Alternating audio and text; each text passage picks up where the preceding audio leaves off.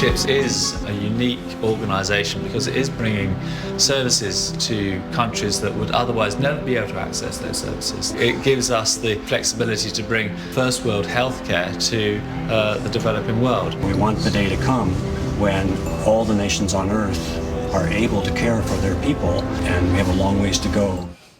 Mercy Ships brings first world health care to the less developed countries, all free of charge. And Fox News' Dana Perino just came back from her second trip with the organization, visiting the Mercy Ship in West Africa. That's right. And Dana joins us right now, along with volunteer global surgeon for Mercy Ships, Dr. Mark Shrime, who just returned from his 11th month-long tour on the ship. Good morning to you, Doctor. Good morning. Thanks for having me. So how did you find out about Mercy Ships? Through President Bush, actually, because I was very active in the post-presidency for helping support the President's Emergency Plan for AIDS Relief and other work that George W. Bush and Laura Bush had initiated for Africa.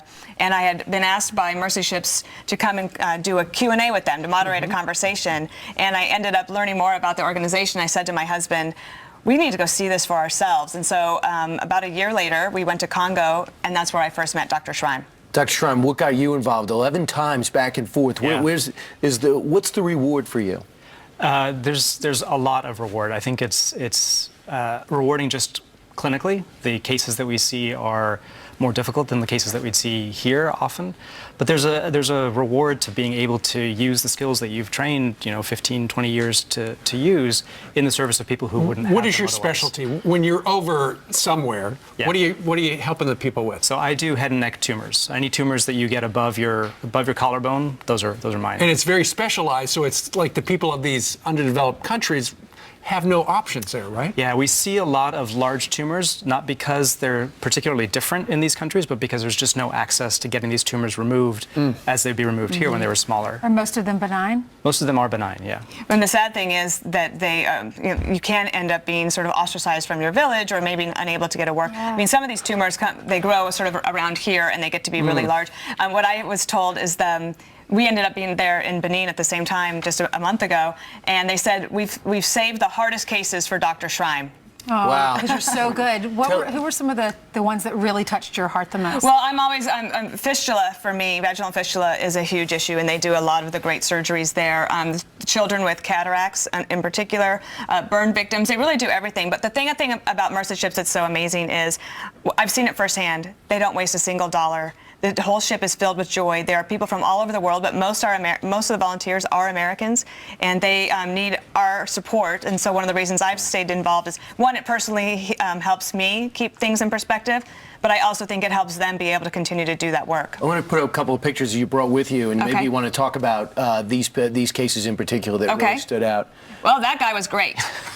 That's your husband. That was a little boy. That is Giannis. And just last week on the 5 on One More Thing, I was able to show that these two right there, Nadia and Giannis, now can see. They had their cataract surgeries as part of Mercy Ships. Cataracts so young. This was one of your patients, Dr. Shrime. Can you tell us about that? This was the little one, your favorite. Was this Emmanuel? Emmanuel. Yeah. So Emmanuel had a. There he is. He had an encephalocele, which is a little bit of brain tissue that comes out of the skull, out towards the front. Oh my. He'd had that repaired by one of the neurosurgeons that was on the ship just before we got on.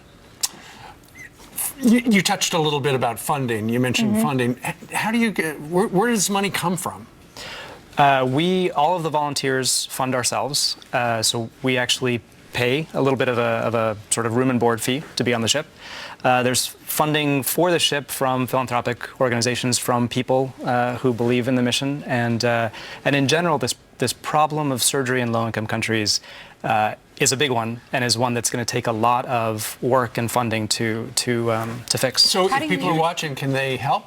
Is there a website? Well, certainly, mercyships.org is the best place to do that. And I also think that if you're interested in global surgery and the problems that it is, and the Mercy Ships does a lot of great work, but they can't be everywhere at once. And I think that Dr. Shrime is really the pioneer and the preeminent person to talk about how do you actually scale this up so that you can help a lot more people. Because if we all agree that life matters, all over the world, then if we have an obligation to help them, how can we do that? We're going to watch it tonight. More on this. You're going to be at 9 o'clock tonight. Don't show up at 5. I won't be there at 5. I'm just going to work all day. Absolutely.